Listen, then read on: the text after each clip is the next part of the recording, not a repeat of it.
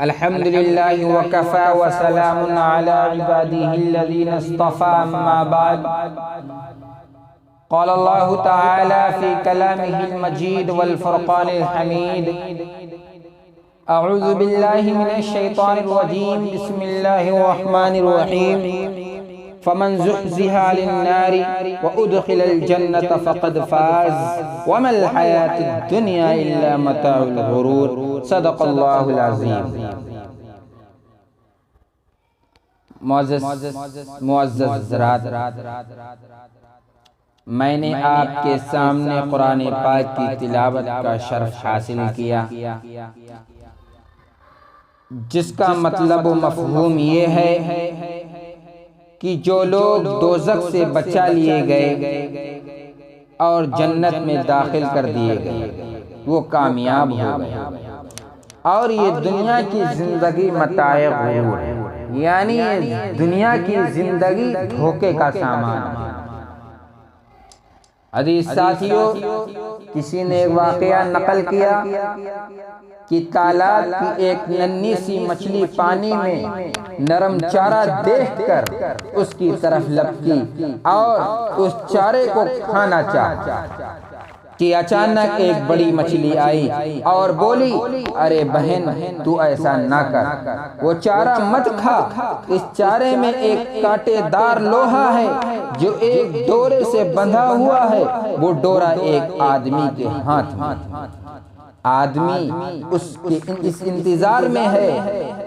کہ تو اس چارے کو کھائے، کانٹا تیری حلق میں پھنسے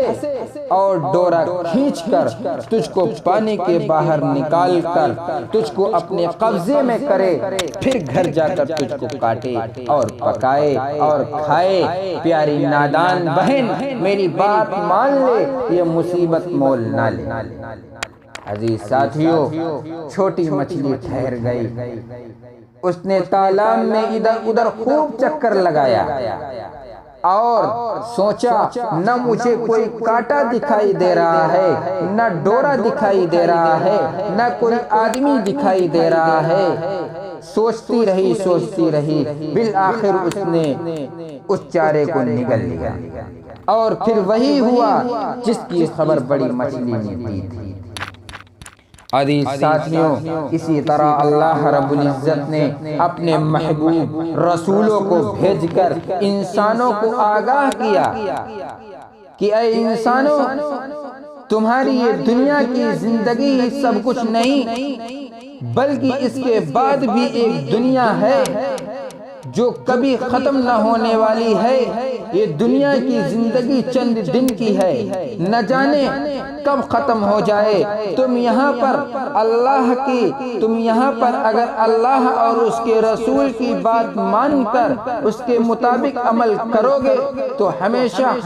کے لیے تم آرام کی جگہ یعنی جنت دی جائے گی، اور اگر چھوٹی مچھلی کی طرح غفلت اور لاپرواہی، لعنت اور حرص سے کام لوگے، رسولوں کی بات نہ مان کر اپنی سمجھ سے کام لیا لوگے اور اپنی مرضی کے مطابق زندگی گزارو گے تو ایک نہ ایک دن تم کو موت آئے گی اور اپنے ایک ایک عمل کا حساب دینا پڑے گا، اور تم کو ہمیشہ کی تکلیف والی جگہ یعنی جہنم میں جانا پڑے گا۔ موت کے بعد والی زندگی کا نام ہی آخرت ہے۔ جن لوگوں نے نبیوں اور رسولوں کی بات مانی اور ان کے بتائے ہوئے راستے پر چلے اور ان کی اتباع کی، ان کا کہنا مانا، وہ کامیاب ہوئے، اور جن لوگوں نے بات نہ مانی اور سرکشی کی وہ ناکام ہو گئے۔ اللہ کا شکر ہے کہ ہم مسلمان ہیں اور آخرت پر یقین رکھتے ہیں، لیکن آج زیادہ تر مسلمان دنیا والوں کی طرح دنیا کی زندگی میں پھنس گئے ہیں اور آخرت کو بھلا بیٹھے ہیں۔ یہی وجہ ہے کہ آج ہم پریشان ہیں۔ ہم کو آخرت کا یقین تو ہے، لیکن یقین بہت ہی کمزور ہے۔ ہماری دنیا کی زندگی بن جائے اس میں ہم لگے ہوئے ہیں، اس